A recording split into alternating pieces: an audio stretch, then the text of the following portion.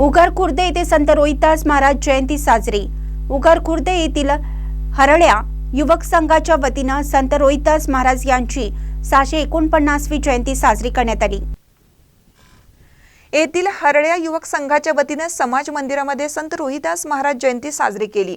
उगार खुर्द नगर परिषदेचे उपाध्यक्ष सतीश जगताप, नगरसेवक सौ सुमन राजमाने, विलास राजमाने, शेखर कुराडे, विजय असोदे, विनायक कांबळे, पत्रकार प्रभाकर गोंधळी यांच्या प्रमुख उपस्थितीत जयंती साजरी करण्यात आली।